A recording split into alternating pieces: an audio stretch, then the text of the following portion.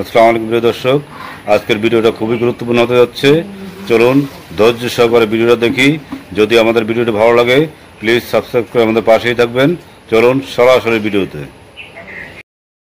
দেখেন, আমরা যারা ক্রিটিক আছি বা সমালোচক আছি, আমরা অনেকে বলেন যে ভাই আপনারা তো সব কিছুতে সমালোচনা করেন, তবে যখন বিষয়টা সমালোচনার পর্যায়ে যায় তখনই সমালোচনা করি। আর আমাদের সমালোচনার উদ্দেশ্য হচ্ছে ছোটোখাটো যে ভুল ত্রুটিগুলো আমরা দূর থেকে অবলোকন করি বা দেখি, সেগুলো যারা যথাযথ কর্তৃপক্ষ আছে তাদের কাছে আমরা পৌঁছে দিই।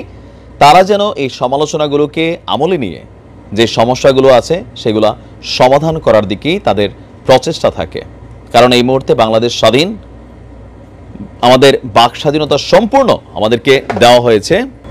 তো যাই হোক, বৈষম্য বিরোধী ছাত্র আন্দোলনের যারা সমন্বয়করা আছেন, প্রায় 40 দিন পার হয়ে গেছে। আজকের দিনে এসে সেই 5ই আগস্ট পর্যন্ত বা 6, 7, 8, আমি ধরতে পারি 10, 12, 15 পর্যন্ত এই ছাত্রগুলোর প্রতি সাধারণ মানুষের যে জায়গাটা ছিল আস্তে আস্তে এটা ভেঙে যাচ্ছে। তো কেন ভাঙতেছে? দুইটা রিজন। প্রথম রিজনটা হচ্ছে বৈষম্য বিরোধী ছাত্র আন্দোলনের ছাত্র আজকে যারা সমন্বয় গাছে নেতৃত্ব দিচ্ছে, তারা ভাবছে পিছনে তাকালে যা দেখা গেছে সব তাদেরই লোক। কিন্তু এখন বিএনপি বলছে ভাই যারা মারা গেছে এর মধ্যে প্রায় 500ই তো আমার লোক।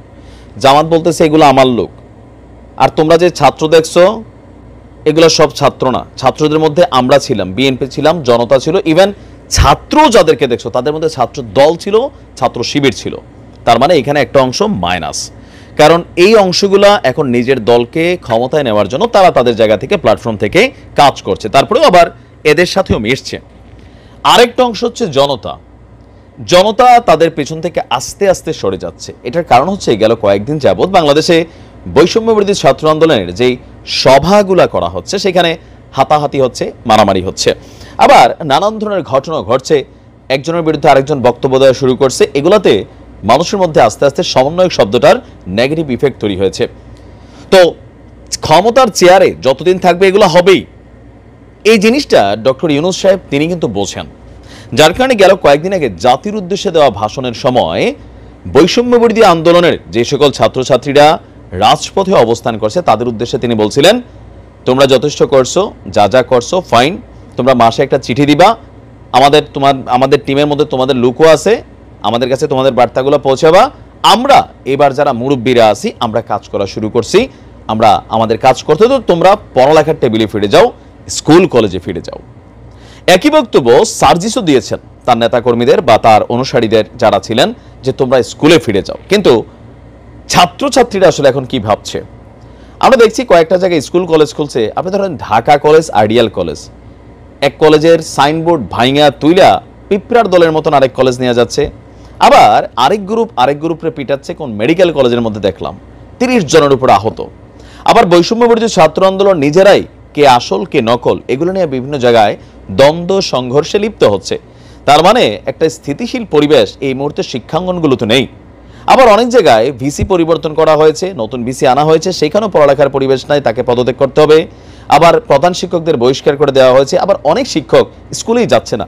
তো এই যদি হয় অবস্থা, শিক্ষা জাতির মেরুদণ্ড, আমাদের এই মেধাবী ছাত্ররা আপাতত সেটা অনেকটা দূরে সরে এসেছে।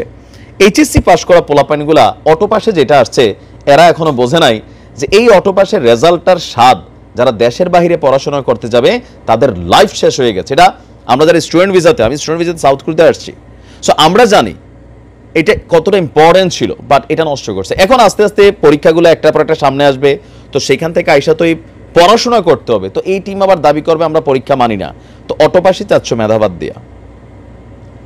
ছাত্ররা আজকে যে কথা বলছে যে রাষ্ট্র সংস্কারের রূপরেখা এবং আমাদের ভাবনা, এই একটা মতবিনিময় সভা ছিল, সেখানে তারা বলছে দেশ সংস্কারের পর আমরা পুনরায় পড়ার টেবিলে ফিরে যাব। But why? তোমাদের একটা টিম উপদেষ্টা সরকারের সাথে চলে গেছে, তোমাদের আরেকটা টিম মাঠে আছে, জাতীয় নাগরিক কমিটি গঠন করা হয়েছে। তোমরা সবাই যদি রাজপথে থাকো তো রাষ্ট্র কাজ করবে কোথায়? একজন পুলিশ কর্মকর্তারে ঠাস করে সবাই, ধরেন একজন পুলিশ একজন আসামি ধরতে গেলে এখন ভয় পায় যে কোন সময় জনতা আবার ছাত্ররা এসা এখানে কোনো একটা রিয়েকশন করে, কারণ ঘটনা তো আগে ঘটে পর এটার তথ্য সামনে আসে। যে কোনো জায়গায় এই মুহূর্তে একটা অলিখিত সরকারের ভূমিকা চলে যাচ্ছে। সবাইয়ের কথা বলছি না, বাট বিভিন্ন জায়গায় সুবিধাভোগী, এর মাঝখানে দেখা যাচ্ছে মাঝে মাঝে ছাত্রলীগের কর্মী ও সমন্বয়ক সাইজা সমন্বয়কের বদনাম করছে। এখন এই বদনামের সুযোগটা পাচ্ছে কেন? মাঠে আছে বিধায়। আমারও বক্তব্য এজ এ বড় ভাই হিসাবে, তোমাদের পক্ষে প্রথম থেকে আমাদের অবস্থান ছিল, তোমাদের একটা টিম সরকারের সাথে কানেক্ট আছে, যদি প্রয়োজন হয় সামহাও কোনো ডিসিশন ইউনূস সাহেব নিচ্ছেন বা এই উপদেষ্টারা নিচ্ছেন যেটাতে রাষ্ট্রের ক্ষতি হবে, বা তোমরা মনে করছো যে দুর্নীতি বা লুটপাট, যেই ভোগের রাজনীতি, এগুলো নিয়ে তোমাদের অবস্থানটা দরকার, একটা ডাক দিবা, মাঠের মধ্যে চলে আসবা, তাহলে কি হবে? কমিউনিটিটা ঠিক থাকবে। কিন্তু এখন নিজেদের মধ্যে ভেদাভেদ, দলাদলি, আবার রাজনৈতিক দলগুলোকে টার্গেট করে যে বক্তব্য দেওয়া হচ্ছে, এগুলা কিন্তু কোথাও না কোথাও এখন যদি ঠিক 10 দিন পরে মনে হয় যে এটা বড় ধরনের আবার ডাক দরকার, দেখবেন যে মাঠে অর্ধেক পোলাপাইন নাই, যদি ডাকটা হয় বিএনপির বিরুদ্ধে বা জামাতের বিরুদ্ধে, সেখানে প্রটেস্ট হবে, পুলিশ কাজ করবে না। এখন যদি কোথাও মানে বিএনপি আর বৈষম্য বিরোধী লাগে, সেখানে পুলিশ নিউট্রাল হইয়া চুপচাপ বসে থাকবে। কারণ কি? ব্যাটার তো দরকার নাই। কারণ বিএনপি ক্ষমতায় আসতে যাচ্ছে, বৈষম্য বিরোধী রানিং ক্ষমতায় আছে এক ধরনের, এগুলোতে হচ্ছে কি প্রশাসন সঠিকভাবে কাজ করতে পারতেছে না, আর ছাত্ররা রাষ্ট্রকে ম্যানেজ করতে পারতেছে না। সো আমার মনে হয় তোমাদের এথিক্সটা জীবিত থাকুক, মানুষের কাছে সম্মানের জায়গাটা থাকুক, তোমরা টিম হিসাবে ঠিক থাকো, প্রয়োজনে মাসে একটা মিটিং করতে পারো বিভাগীয় পর্যায়ে, জেলা পর্যায়ে, ইন্টারনেটে, বাট মাঠে নামা জরুরি প্রয়োজন ছাড়া উচিত না। তোমরা তোমাদের পড়াশোনাতে ফিরে যাও। এখন তারা যেই বক্তব্য দিছে রাষ্ট্র সংস্কারের রাজনৈতিক সরকারের দায়িত্ব, আপাতত অন্তর্বর্তীকালীন সরকার তিনার দায়িত্ব, তোমাদের না। তোমরা রূপরেখা দিতে পারো, দাবিগুলো সামনে আনতে পারো, এর বেসিক্যালি বাহিরে না। ঐক্য নষ্ট হবে, সমালোচনার সুযোগ পাবে, সমন্বয়ক নাম পরিচয় দিয়া নানান ধরনের যারা সুবিধা ভুগিয়ে আছে অথবা তোমাদের আন্দোলনটাকে যারা নষ্ট করতে চায় তারা জয়েন করবে। এক শ্রেণীর মানুষ এটা প্রচার করবে, বিশ্বাস করবে, আরেক শ্রেণীর মানুষ বিশ্বাস করবে না, বাট ফাইনালি এগুলাতে মানুষ বিরক্ত হচ্ছে।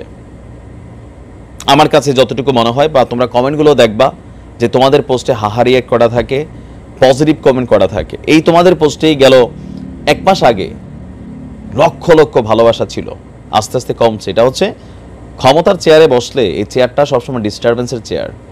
আবার তুমি চেয়ারে উপদেষ্টা আসিফ বসছে, হয়তো অফিসে দেখি সার্জিস, হাসনাত সহ অনেক সমন্বয়ের এলাকা ভিত্তিক এরকম বসছে।